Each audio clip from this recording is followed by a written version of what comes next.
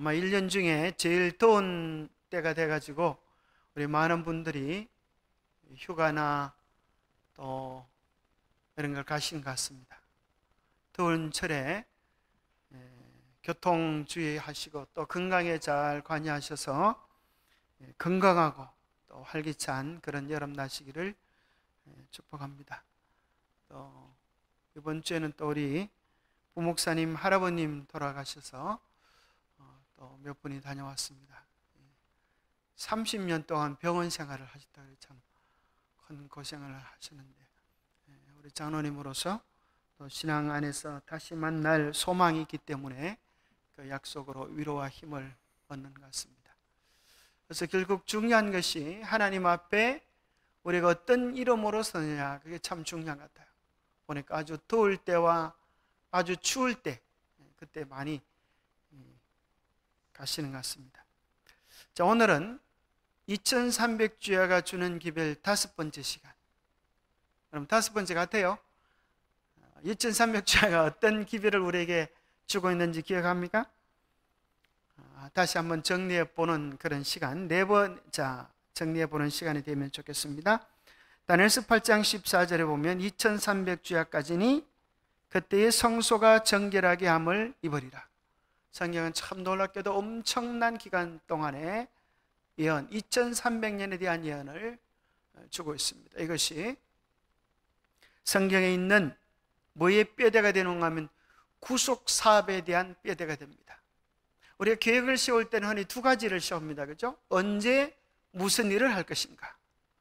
많은 사람들이 무슨 일을 할 것인가 세워놓고 언제 할 것인가를 세우지 않으면 어떻게 됩니까? 자꾸 미뤄져요. 그래서 흔히 하는 소리가 다이어트는 내일부터 이렇게 한다는 말은 내일이 되면 또 내일부터 이렇게 핑계를 댄다는 거예요. 그래서 어떤 식당에 가보니까 내일은 공짜입니다, 그런 팻말이 있어요. 그러니까 야, 오늘 계리 왔네, 내일이면 공짜인데 내가 오늘 비싼 돈 내고 먹지 말고 내일 와서 먹어야지. 기다렸다가 내일 갔어요. 근데 그 팻말이 여전히 있는 거예요. 내일은 공짜입니다. 그 주인 아저씨 보고 물어봤어요. 내일이 공짜라고 해서 내가 기다리다가 오늘 왔는데 오늘 공짜가 안 됩니까? 그러니까 주인이 웃으면서 그랬습니다. 내일이 공짜라고 그랬습니다. 조금 전에 선생님께서 오늘이라 그러셨잖아요. 오늘 오시면 소용이 없습니다. 내일 오십시오. 우리는 오늘밖에 살 수가 없는, 어쩌면 하루살이 같은 사람들입니다. 그렇죠? 우리는 결코 내일을 살 수가 없어요. 오늘 하나님 앞에 성결하게 사는 것, 그것이 필요합니다. 그런데 하나님은 놀랍게도 2300년에 대한 완벽한 계획을 가지고 계셨어요. 이 계획의 가장 중심되는 두 가지 기별이 뭐라 그랬어요? 가장 중심, 2300주의 중심이 뭐라 그랬어요? 예수님의 십자가의 사건, 예수님의 초림과 십자가, 우리의 구속의 역사가 언제 이루어질 것인가. 또 두 번째는 재림의 때가 아니라 재림을 준비하기 위하여 대속죄일 역사가 언제 시작될 것인가는 초림과 재림의 중심을 한 기별이라 그랬습니다. 자, 오늘 네 가지 했던 것들을 좀 요약해 드리면, 하나님의 구원의 기별, 십자가가 그 중심에 있어가지고 우리가 다니엘서 8장 14절과 출애굽기 12장을 연결해서 보면 뭐가 나와요? 십자가의 연월일시, 정말 너무나 분명하게 몇 년, 몇 월, 며칠, 몇 시에 우리 주님께서 죽으시는지에 대한 그 내용이 정확하게 이루어지는 것을 우리가 확인했습니다. 안타깝게도 두 번째 기별은 이스라엘 백성 선민에게 주어진 은혜 기간은 70주야로 맞춰진다고 하는 것입니다. 그래서 예수님께서 70번씩 7번 용서할지니라 라고 하는 것은 실제적으로 이스라엘 백성들에 대한 은혜의 기간이 71회로 맞춰짐을 이야기합니다. 하나님의 사업은 때로 내가 힘이 없어 못하면 망하는 것 아닌가, 그런 생각을 할 때가 있습니까? 여러분 어떻게 생각하세요? 내가 못하면 하나님의 사업 망하는 것 아닌가? 에스더에 보면 모르드게가 이렇게 말합니다. 네가 왕물을 얻은 것이 이 때를 위함이 아니냐. 오늘 네가 일어나서 이스라엘을 위하여 헌신하면 너와 내 백성이 구원을 얻을 것이고, 만약에 네가 이 부름에 응하지 아니하면 하나님의 백성들은 또 다른 방법을 통하여 구원을 얻겠지만 너와 내 가문은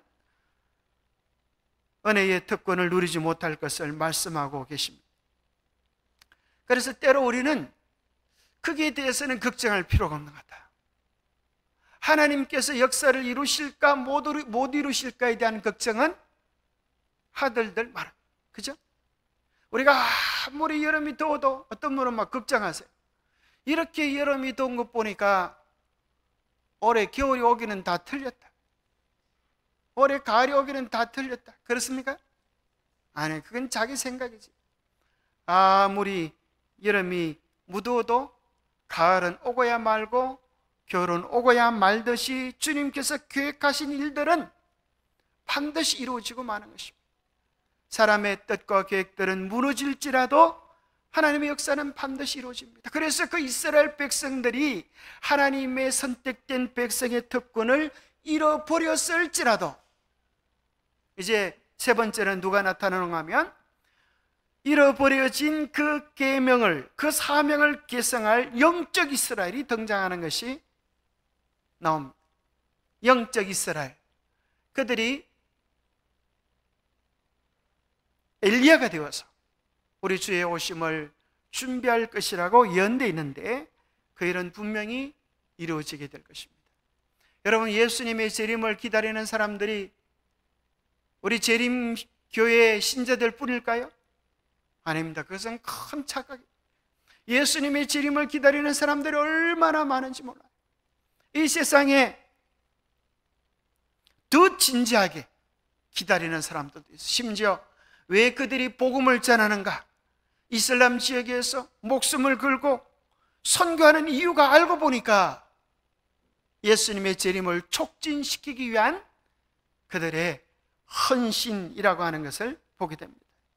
그래서 얼마나 많은 선교사들이 순교를 각오하고 오늘 이 시간에도 복음을 전하고 있는지 모릅니다. 그리고 놀라운 사실은 네 번째 기별, 우리가 지난 시간에 했던 것인데 2300주의 예언을 바르게 이해하면 미혹에 빠질 일이 없다. 그것은 오늘날 대부분의 여러분들이 종말론에 대한 설교들을 들어보면 다 무슨 얘기를 하는가 하면 육적 이스라엘에 초점을 맞춥니다. 그래서 이스라엘이 하마스하고 전쟁을 일으키고 소련과 전쟁을 일으키고 뭐 이런 일들이 앞으로 일어날 게 아니냐, 혹은 또 적그리스도가 나타나서 예루살렘의 성전을 쌓고 제3성전을 짓고 또 제사를 드리는 게 아니냐, 다 불발탄인 것입니다. 육적 이스라엘에 대하여 주어지는 모든 예언들은 AD 70년 예루살렘 멸망으로 인하여 그들에게 주어진 은혜의 기간이 맞춰짐으로 끝이 나게 됩니다. 오늘 이제 다섯 번째, 여섯 번째는 2300주에는 우리에게 이렇게 이야기합니다. 기간적 예언은 더 이상은 없다. 2300주를 넘어가는 기간에 대한 예언은 없다. 그리고 이것은 예수님의 재림을 준비하게 하는 기별이다. 계시록 10장 6절에 보면 예수님께서 하나님을 향하여 맹세하는 것이 나옵니다. 세세토록 살아계신 이곳 하늘과 그 가운데 있는 물건이며 땅과 그 바다에 있는 물건이며 바다와 그 가운데 있는 물건을 창조하신 이를 가리켜 맹세하여 이르되 지체하지 아니하리니. 예수 그리스도께서 손에 작은 두루마리를 들고 하나님을 향하여 맹세하는 내용이 나오는데 그것이 무슨 내용인가 하면 지체하지 아니하리니. 그래서 여러분이 지체하지 아니하리라라고 하는 이 글자 위에 보면, 여러분 책에 보면 일자가 되어 있어요. 일자. 나눠주의 설명에 나오는데 시간이 다시 없으리니, 그 말입니다. 그래서 여기 이 천사가 들고 있는, 천사로 나타난 예수 그리스도가 들고 있는 작은 책은 다니엘서입니다. 우리는 그 밑에 보면 내 입에는 다나 내 입에는 꿀같이 다나 내 배에는 쓰리라라고 말씀하셨듯이 이 예언이 풀어지면서 예언에 대한 해석으로 인하여 입에는 꿀같이 단 경험을 하지만은 대실망으로 마쳐질 것이 예언되어 있습니다. 그러면서 뭐라고 말씀하시는가 하면 이 이후로는 시간에 대한 예언이 다시 없겠다. 예수님께서 하나님을 향하여 또 온 땅에 거하는 자들을 향하여 맹시하시는 너무나 분명하고 명확한 시간의 예언에 대한 확증입니다. 그래서 1844년 이후에는 예수님이 언제든지 오실 수 있도록 우리가 준비할 필요가 있어요. 아니, 이런 이야기가 있습니다. 어떤 외국 선교사가 한국에 와 보니까 한국 교회 분위기들이 너무 침통해 있는 거예요. 그래서 선교사가 물었다 그러잖아요. 왜 한국 사람이 이렇게 분위기가 어둡습니까? 초상집에 늘 사는 것 같습니다. 그렇게 얘기를 했어요. 그러니까 목사님이 보니까 옛날에는 경건하다고 하는 것을 분위기 잡는 거라 생각했어요. 천천히 걸어가고 얼굴 교회에서 인상 쓰고 이렇게 해야 이제 경건하다고 생각합니다. 웃으면은 큰일 납니다. 교회에서 박수 치거나 이렇게 하면 큰일 납니다. 그게 경건하다고 생각합니다. 그때 이제 교회에서 쫓아다니는 이런 거 아주 큰일 날 번개 맞을 일이 있어요. 이제 그렇게 생각한 거예요. 그때 이제 목사님이 가만히 생각해 보니까 뭐라고 답변을 해야 되는데 답변할 게 없어. 그래서 핑계거리를 하나 대면서 뭐라고 핑계댔다 그래요? 우리 한국 사람들은 날마다 예수 그리스도의 십자가를 묵상하고 삽니다. 그러니 어떻게 웃을 수가 있겠습니까? 나를 위하여 죽으신 그리스도의 십자가를 묵상하면 우리는 날마다 죄에 대한 깊은 회개와 가슴을 치면서 시간을 보낼 수밖에 없습니다. 그렇게 하면은 이 선교사님이 엄청 감동을 받을 줄 알았는데 이 선교사님이 뭐라 그랬다 그래요? 선교사님이 반격이 다가오는 것입니다. 뭐라고 그러는가 하면 예수님께서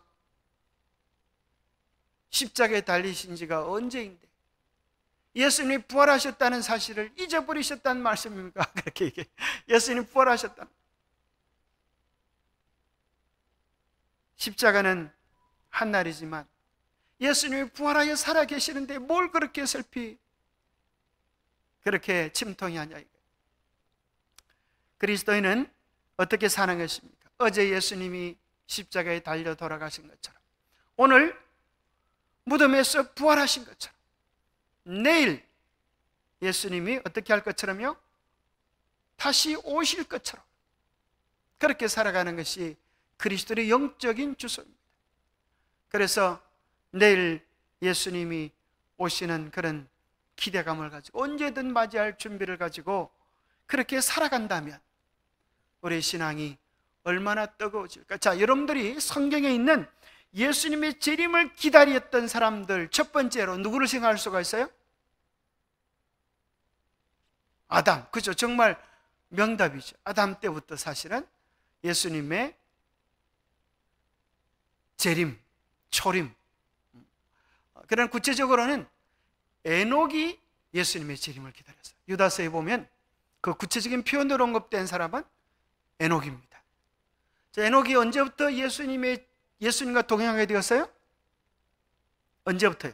하나님과 동행하게 된 것이 아들을 낳고 나서부터.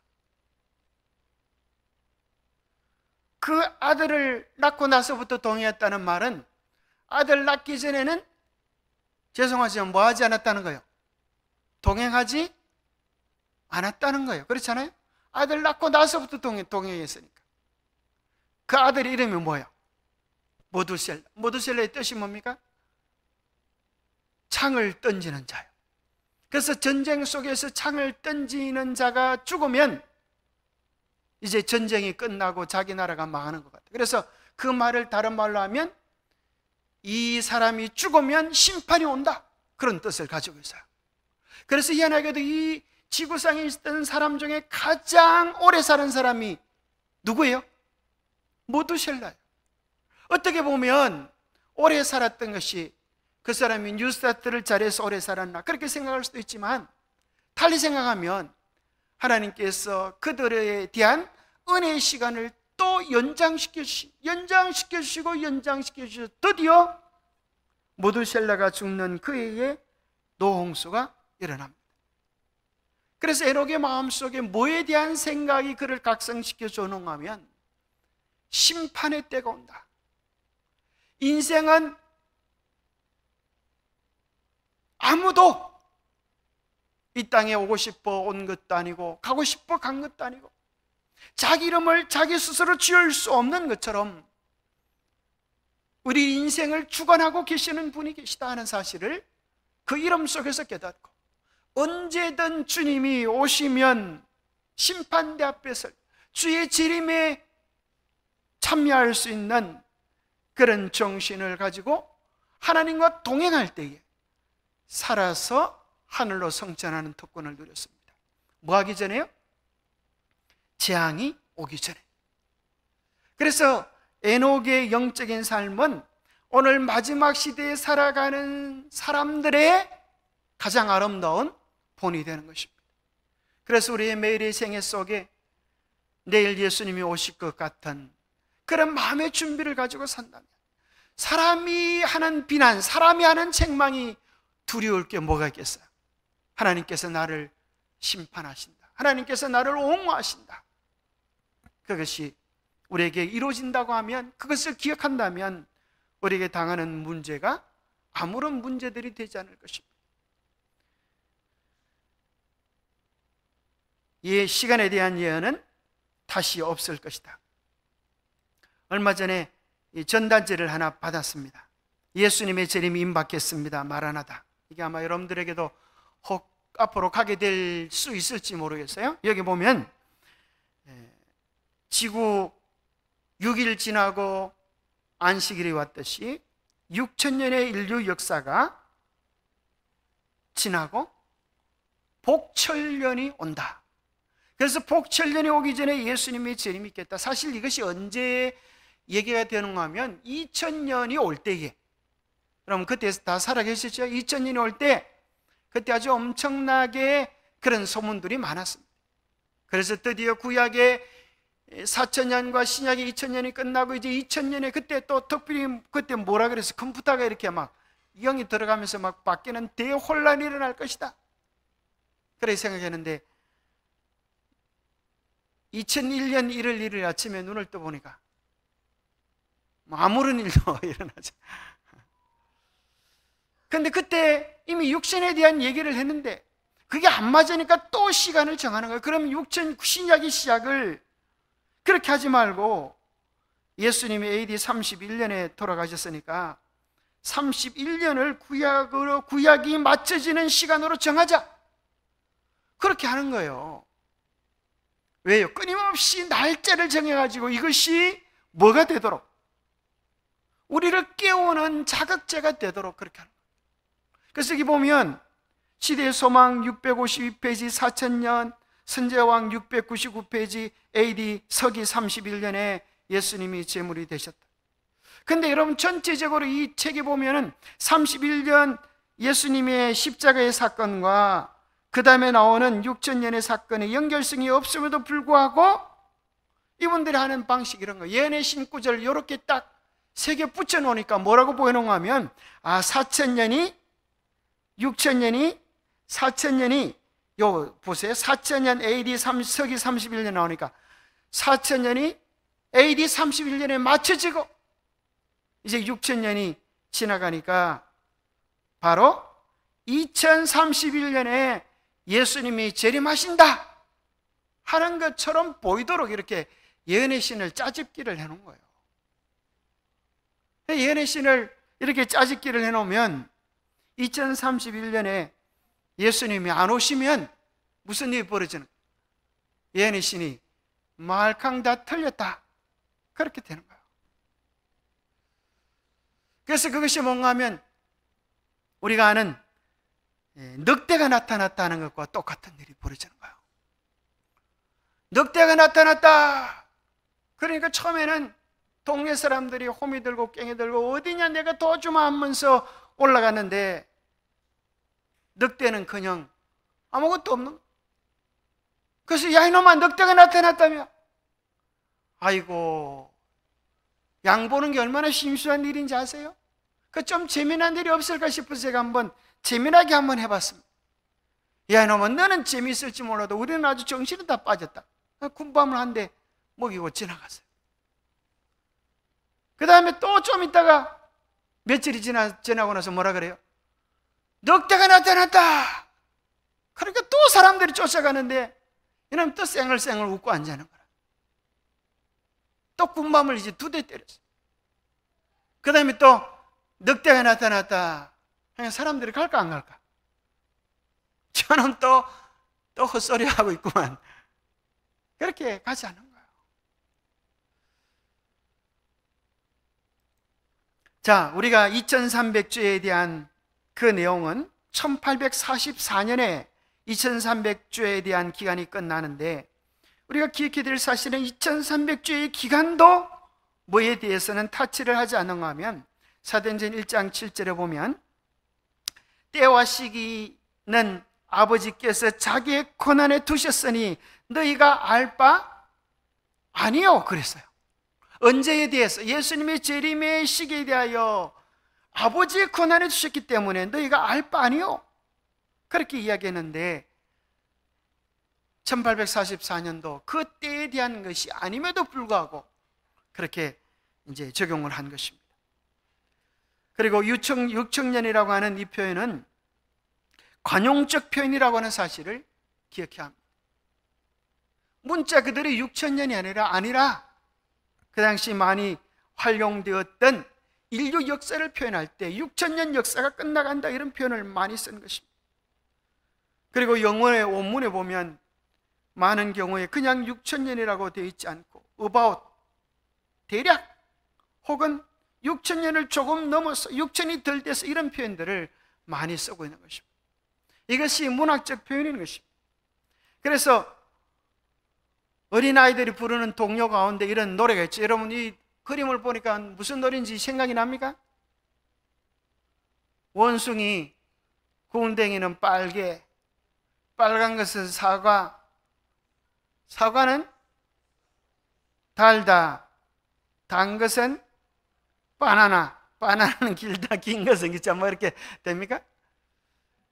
자, 이건 뭐예요?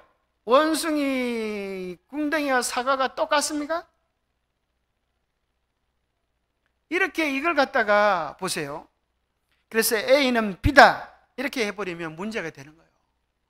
원숭이는 사과다 이렇게 하면 얼마나 참 웃기는 이야기가 되는 거예요. 원숭이, 궁뎅이는 빨개, 빨간 것은 사과 이렇게 서로 연결해버리면 원숭이가 자칫 잘못하면 사과도 됐다가 바나나도 됐다가 기차도 됐다가 이렇게 엉뚱한 소리를 할 수밖에 없는 거죠. 특별히 우리가 예언의 시를 볼 때도 성경을 볼 때도 앞뒤 문맥이나 시대적 배경을 이해하고 읽어야 합니다.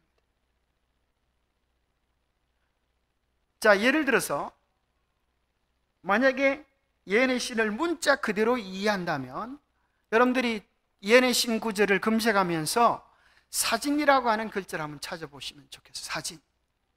그러면 사진에 대하여 화이트부인이 얼마나 무섭게 얘기하는가. 여러분 사진 잘 찍어요, 안 찍어요? 요즘 핸드폰 속에 뭐가 있어요? 카메라가 있기 때문에 심심하면 번쩍번쩍 찍어요. 여러분 최근 언제 사진 찍었습니까? 여기 보면 청년에게 보내는 기별 318페이지에 보면 이렇게 되어 있어요. 사진에 탐닉하는 것은 스스로를 만족시키는 이기적 행동으로 우리를 정죄하는 무언의 증거가 된다.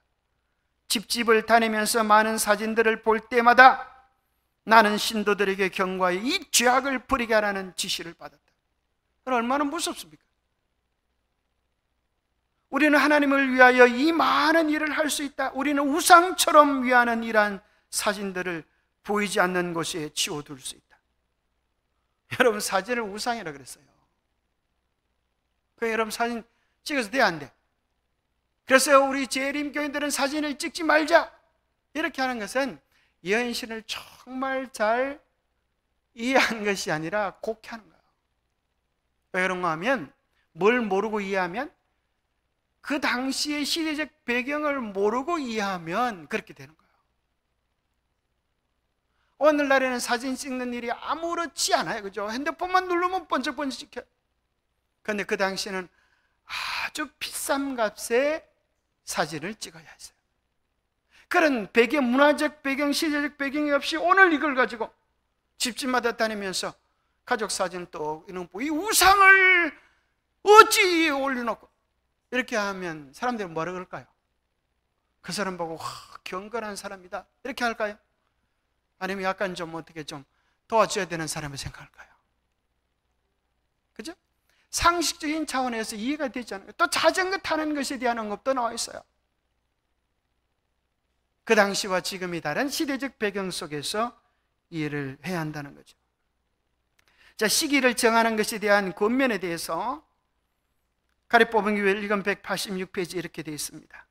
주님께서 자신의 권한에만 두시고 인간에게 밝히시지 않으신 때와 시기에 관하여 공론을 펴는 일에 우리의 정신력을 소모하는 대신에 성령의 지배에 우리들 자신을 복종시키고 현재 업무를 충실히 이행하며 인간적인 견해가 섞이지 않은 순수한 생명의 떡을 진리를 모르고 멸망해가는 영혼들에게 나누어 줘야 한다. 우리가 언제 예수님이 오실 것인가, 그 시기를 정하는 일에 대해서 왈가불가하기보다 우리의 정신을 집중해야 되는 것은 성령이 어떻게 자신을 복종시키고 어떻게 이 기별을 하나라도 더 증거하여 죽어가는 영혼들을 구원해야 될 것인가, 여기에 대한 초점을 맞춰야 된다는 거예요. 안 그래도 들어먹은 욕이 많은데, 게다가 또 교단의 이름으로 이런 것들이 또 나간다면 그것은 정말 누가 깃발? 사단이 깃발 하나의 큰 조롱거리가 되는 것입니다. 가리뽑은 기별 1권 189페이지에 분명히 이야기합니다. 나는 신자들에게 이 사람의 이론에 귀를 기울일 필요가 없다고 말해 주었으며 그가 예언한 사건은 일어나지 않을 것이라고 말해 주었다. 때와 시기에 관하여는 당신 자신의 권한에 두셨다. 그러면 하나님께서 왜 이 지식을 우리에게 주시지 않으셨을까? 그 이유는 비록 하나님께서 그 지식을 주셨을지라도 우리가 그 지식을 올바르게 활용하지 않을 것이기 때문이다. 이 지식으로 말미암아 우리 백성들 사이에 빚어질 사태는 장차 올 날에 서도록 백성을 준비시키는 일에 하나님의 사업을 크게 지연시킬 것이다. 우리는 시기에 관한 자극을 받는 데서 신앙생애를 유지하려고 해서는 안 된다. 어느 날이 정해지면 사람들이 뭐 하는가 하면 그때까지는 이제 죄를 좀 지었다가 그때 정신 차리면 되지. 십자가의 강도는 뭐 몇 분 전에 그랬는데, 죄를 사랑하는 인간의 마음들이 그렇게 하나님의 날을 유용하게 쓰지 않을 것을 아십니다. 화이트는 자신의 글에서 여러 번 그리스도의 재림의 시기를 정하려는 사상을 배격하였고 아울러 경고하였다. 그리스도께서 언제 오신다든가 혹은 오시지 않는다는 등 시기를 정하는 자는 그 누구를 막론하고 참된 기별을 갖고 있지 못하다고 가리뽑은 기별 2권에 기록해주고 있습니다. 그리고 화이트는 결코 자신이 연대 문제에 대한 권위를 가지고 있다거나 또 자신의 저서에서 연대에 관하여 언급한 것이 주님에 의하여 직접적으로 주어졌다고 주장하지 않습니다. 오늘 본문에서 창조하신 이, 여러분들이 가지고 계신 베들레헴 성경에 보면 재림교회 주석이 연결되어 있습니다. 거기 보면 뭐라고 나오냐면 창조하신 이를 가리켜 맹세했는데, 지력기 20장 11절, 시편 146편 6절 이런 것들을 참조하라고 하면서 그보다 더 엄숙한 맹세를 할 수는 없었다. 이보다 더 엄숙한 맹세를 어떻게 하라고? 예수님께서 하나님을 향하여 하신 이 거룩한 맹세는 반드시 이루어지고 이것이 인간의 견해, 어떤 견해로도 깨트리거나 왜곡시키지 말라는 거예요. 그래서 사람들은 끊임없이 뭐 하기를 좋아하는가 하면 시기를 정하는 것을 좋아합니다. 그래서 남들이 가지고 있지 않은 특별한 것을 가져서 뭔가 하는 것처럼 자랑하지만 그것은 반드시 더 큰 창피를 거두게 됩니다. 예수님께서 한쪽 손에는 다니엘서를 들고 한쪽 손은 하늘을 향하여 펼치면서 말씀하셨어요. 다시는 남은 때가 없다. 때에 대한 시간은 없다. 그 천사가 가장 엄숙한 맹세로 선포한 이 때는 이 세계 역사의 끝을 말하는 것도 아니고 은혜의 시간을 말하는 것도 아니다. 그것은 주님의 재림에 선행되는 예언적인 때를 말하는 것이다. 이 말의 뜻은 명확한 때에 기초한 또 다른 기별은 없다는 것이다. 가장 긴 예언의 때의 계산은 1844년 가을에까지 이른다. 우리 재림교회 주석에도 나오죠. 그 시간이 더 이상 없으리라. 그것은 시간을 예언적 시간으로, 그리고 그 끝은 가장 긴 예언적 시간, 즉 다니엘서 8장 14절에 2300주의 끝을 의미하는 것으로 이해하고 있다. 이것 후에는 명확한 시간에 관한 기별이 더 이상 있지 않을 것이다. 시간 예언은 1844년 후에는 결코 없다고 우리 주석에 분명히 나와 있는데, 많은 사람들이 뭐예요? 1844년에 이루어지지 않았으니까 또 뭘 더했어요?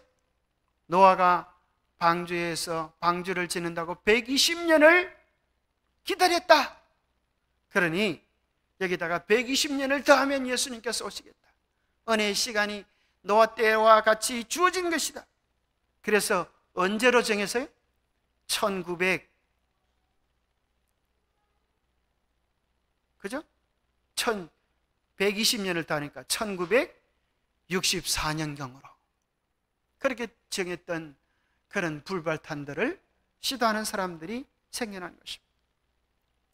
자, 그 다음에 여기 다니엘서 12장 11절 12절에 있는 구절을 가지고 또 어떤 분은 이렇게 해석을 합니다. 매일 드리는 제사를 피하며 멸망하게 할 가정한 것을 세울 때부터 1292일을 지낼 것이요, 기다려서 1335일까지 이르는 그 사람은 복이 있으리라. 여기 봐라. 멸망하게 할 가정한 것, 매일 제사를 드리는 것이, 피하는 것이 바로 하나님의 계명을 무너뜨리고 일요일 법령이 서는 것 아니냐? 그래서 일요일 법령 후에 1335일 후에 예수님이 재림한다. 그렇게 주장하는 사람들도 있습니다. 그런데 보세요. 다니엘서 8장 9장에는 연일 원칙을 적용했고 여기는 연일 원칙을 적용하지 아니하고 같은 맥락인데 날로 적용할 수가 있을까요? 여기 매일 드리는 제사에 대하여 분명히 다니엘서 8장 11절은 다니엘서 7장에 나오는 적그리스도, 작은 뿔의 세력에 적용을 시킵니다.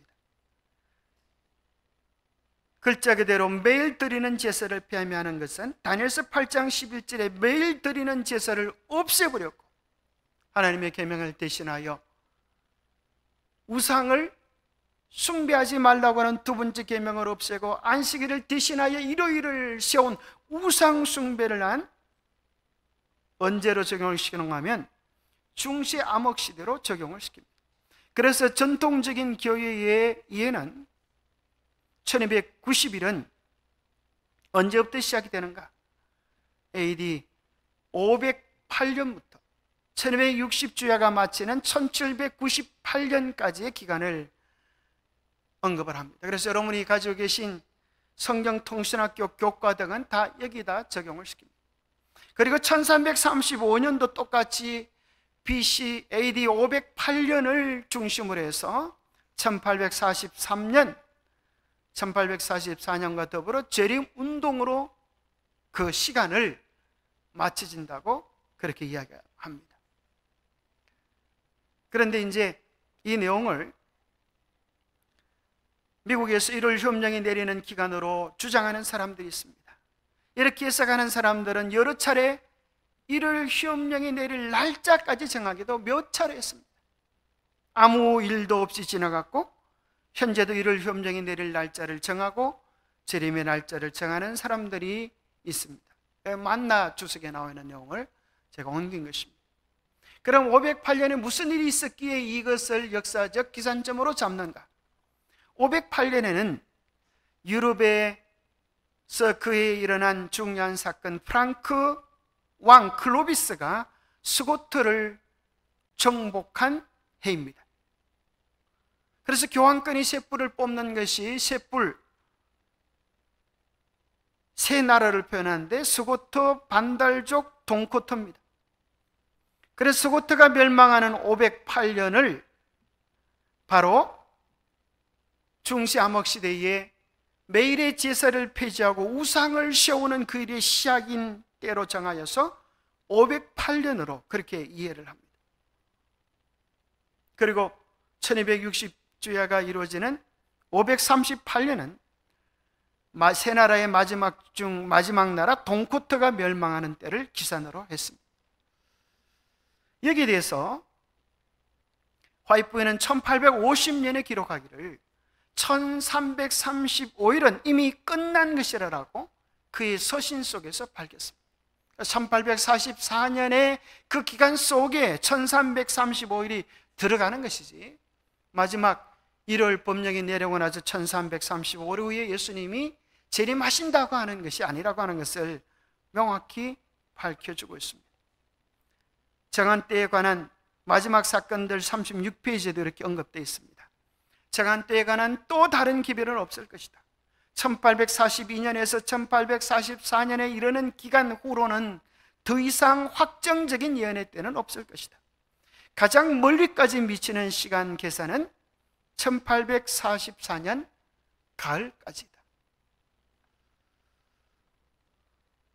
가리포문 기별 2권에서도 말씀하십니다. 나는 그때에 공중 앞에서 1844년 이래로 하나님께서 주신 기별 가운데 확정적인 시기를 주신 일이 없음을 주님께서 기꺼이 나에게 보이셨다는 것을 말하였으며, 나는 4~5명의 사람들이 큰 열심으로 주장하여 온 이 기별이 이단이었음을 알고 있었다는 말을 해주었다.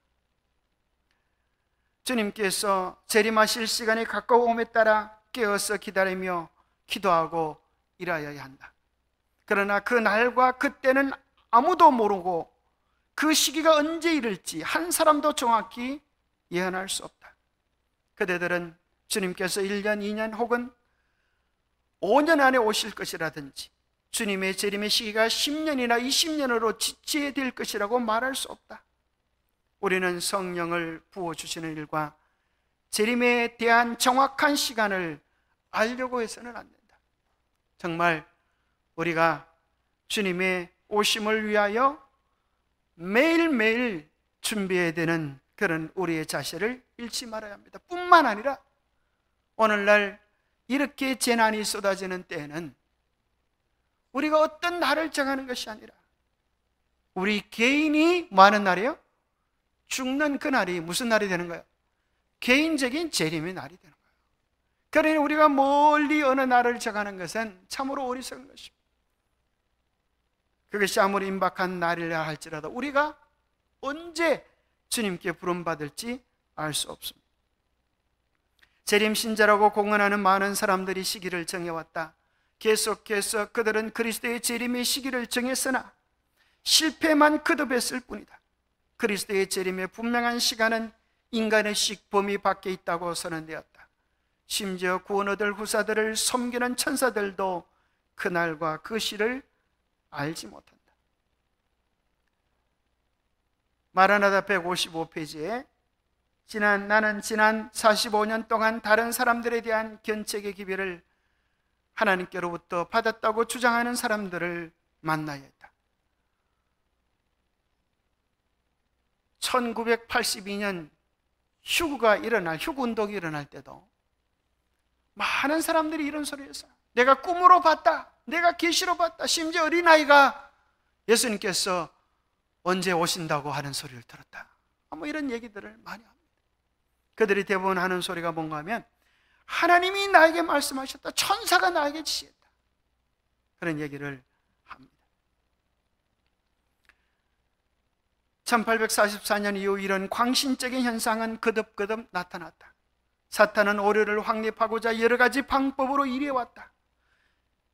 이와 같은 계시에서 말한 몇 가지 일들은 성취되었으나 많은 일들, 곧 재림의 시기와 은혜의 시기의 끝과 장차 일어날 사건에 관한 일들은 완전히 거짓임이 드러났다.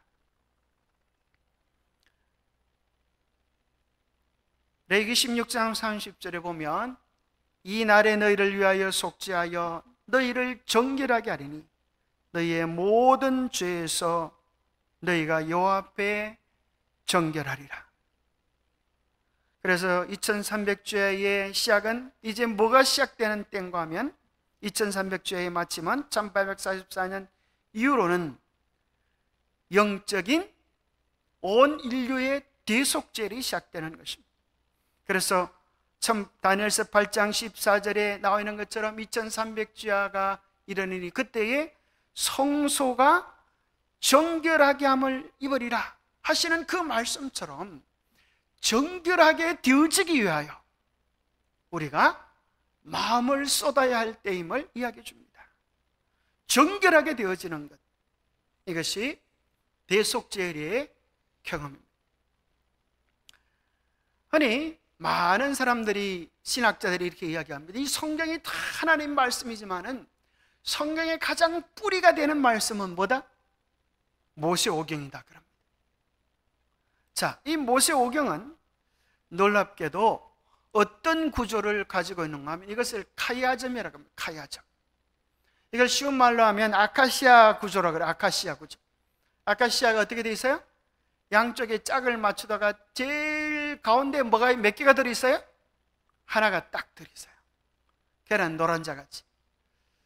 그래서 유대 문학은 이런 구조를 많이 가졌다는 거예요. 짝짝짝 하다가 가운데 가장 중요한 것을 넣어놓는 것입니다. 그래서 모세오경의 중심에 레위기가 있다는 거예요. 그래서 모세오경 중에 가장 중요한 책이고 하나님께서 우리에게 하시고 싶어하는 가장 핵심적인 기별이 여기 있다. 그런데 많은 사람들이 성경 통독을 하다가 출입까지는 그래도 재미있는데 레위기를 오면서 뭐라 그래요? 이걸 올레자를 써가지고 위기가 왔다. 무슨 위기가 왔어? 성경 통독이 지속되느냐 멈추느냐는 위기가 왔다. 읽어보면 통 무슨 소리인지 알 수가 없어요. 그래가지고 아이고 그만 읽자 이런 분들이 계셔가지고 레위기를 통과하지 못하고 매번 창세기 출애굽기, 매년 창세기 출애굽기 하시는 분들이 몇 분 계세요.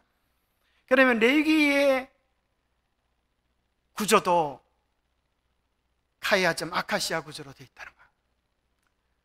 첫과 끝이 짝을 이룹니다. 첫 번째 1장부터 7장까지는 5대 제사가 나오고 마지막 23장부터 27장까지는 7대 절기가 나옵니다. 두 번째는 그러면 제사 제도가 있을 뿐 아니라 제사를 드리는 제사장에 대한 규례가 두 번째 부분에 나오는 반면에 또 이것이 대칭적으로 21장, 22장에 보니까 제사장에 관한 규례가 짝을 맞습니다. 그 다음에 세 번째는 일상생활의 정결과 부정에 대한 내용이 나오는데 그것이 17장, 20장에서 반복되어지면서 일상생활 속에서 어떻게 거룩하게 되어지는가.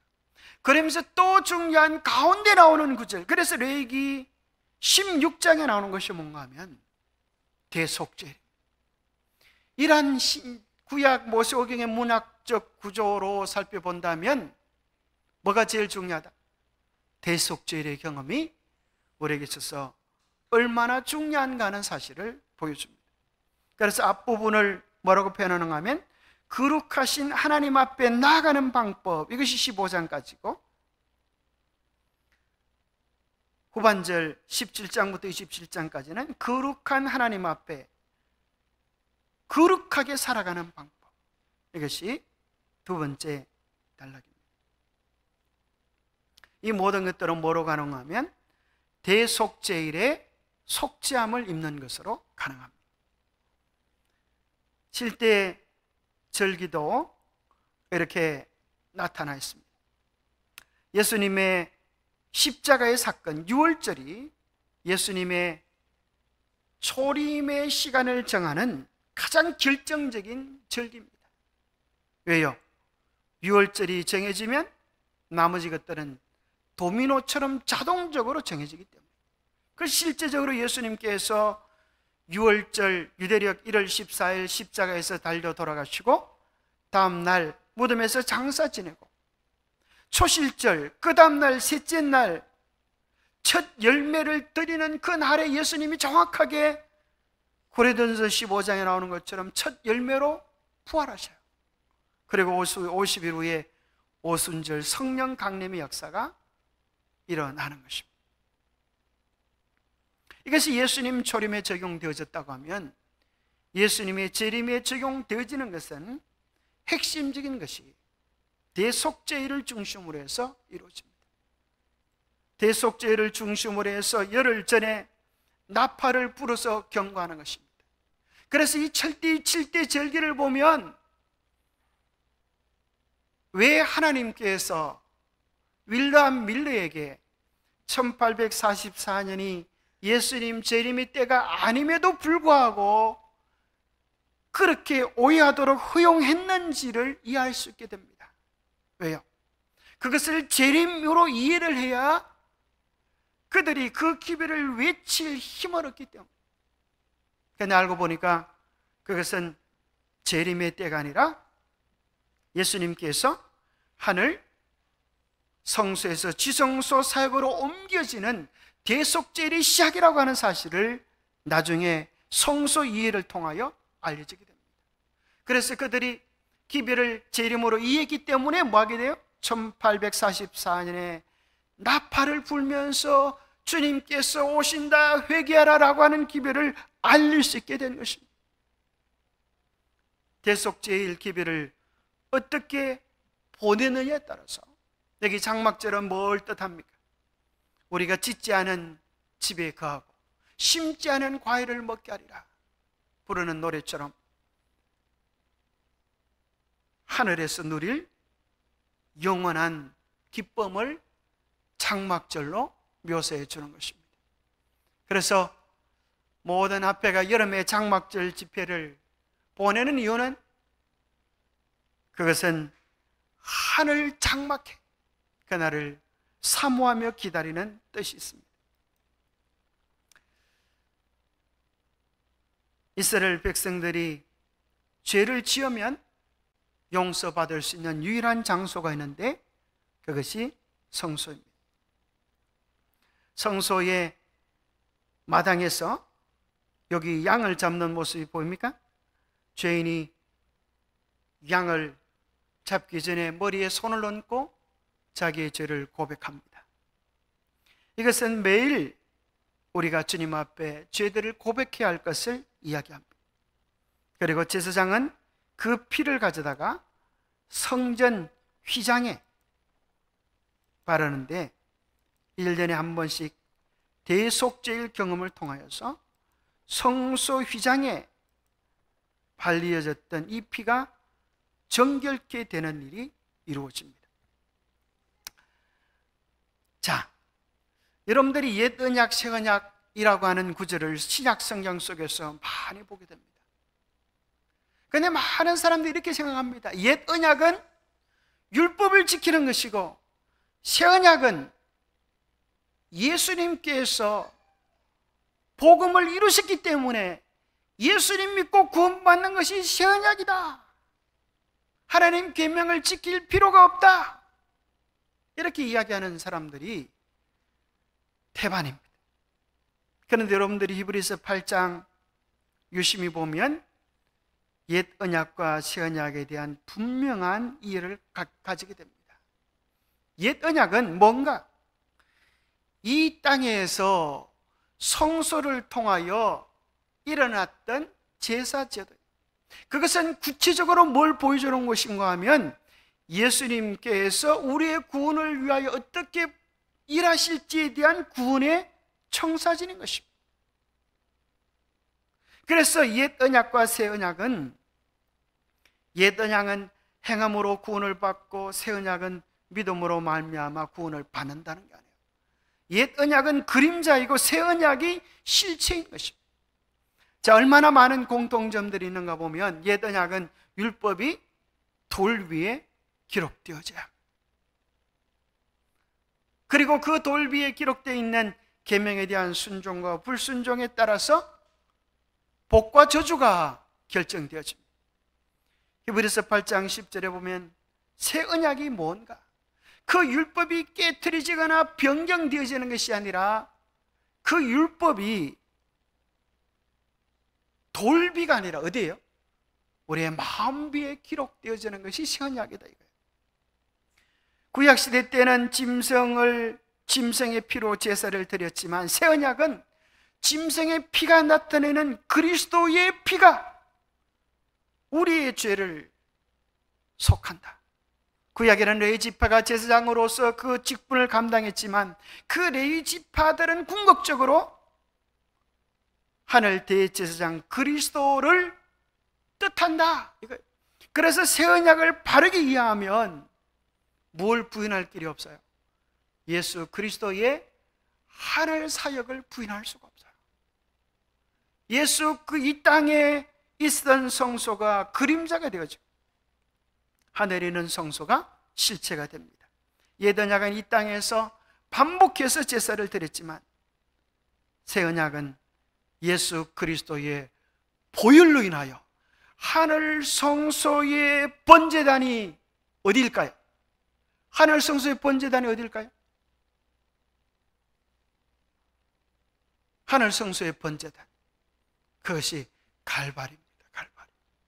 갈바리에서 실제적으로 예수님께서 온 인류의 죄를 위하여 어린 양으로 당신을 십자가에 못 박아 죽게 한 것입니다. 그리고 예수님은 제사장이 되셔서 그 피를 가지고 하늘에 올라가셔서 우리를 위하여 나의 피 중보하시는 것입니다. 이 땅에 쓰던 수많은 피는 그리스도께서 단번에 영원히 이루실 구속 사업을 이야기해 주고 있습니다. 그래서 이것을 뭐라고 이야기하는가 하면 단영이라고 합니다. 단영, 단번에 영원히. 여러분 이 복음을 믿으시게 되기를 바랍니다. 얼마나 놀랍습니까? 옛날에 양은 죄를 지을 때마다 양이 죽어했어요. 그러나 예수님의 십자가는 단번에 영원히 우리의 죄값을 지불해 주셨기 때문에 예수 그리스도를 믿는 모든 사람들의 영원한 구원의 보증이 되신다고 하는 이 놀라운 사실을 믿고 받아들이게 되기를 바랍니다.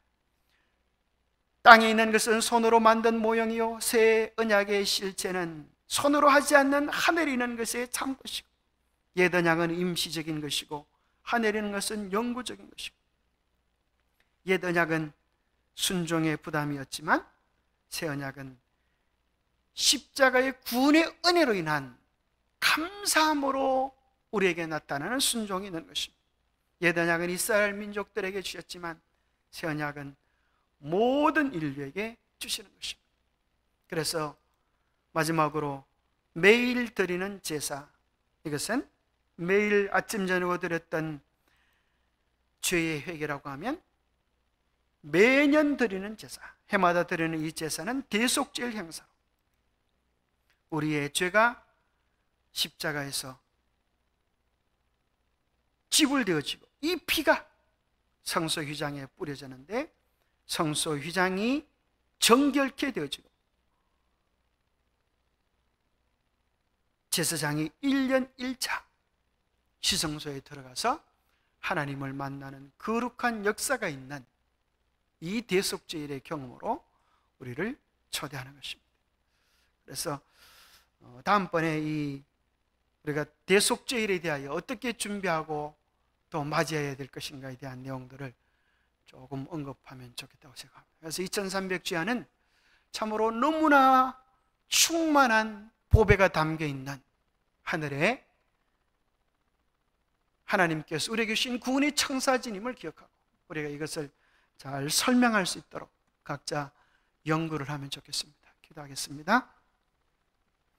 하나님, 참으로 우리에게 주신 이 놀라운 구원의 기별에 대한 분명한 이해를 가지게 도와주시옵소서. 우리의 죄가 십자가에서 어떻게 도말되어졌는지, 또 주의 다가오심을 위하여 우리가 어떻게 준비해야 할지 우리의 마음을 추스리게 도와주시고, 우리가 알고 있는 죄, 핑계대는 죄, 미루고 있는 죄들을 주님 앞에 내어놓고 정결한 심령으로 하나님 앞에 나아가 대속죄일의 경험을 할 수 있는 우리 모두가 되도록 도와주시옵소서. 그래야 주님께서 영광 가운데 오시는 그날 우리가 주님을 기다렸습니다. 두 팔 벌려 주님을 환영하는 그 놀라운 구원의 대열에 참여하는 우리 모두가 되도록 축복하여 주시옵기를 우리 주 예수 그리스도 이름 의지하여 간절히 간구하옵나이다.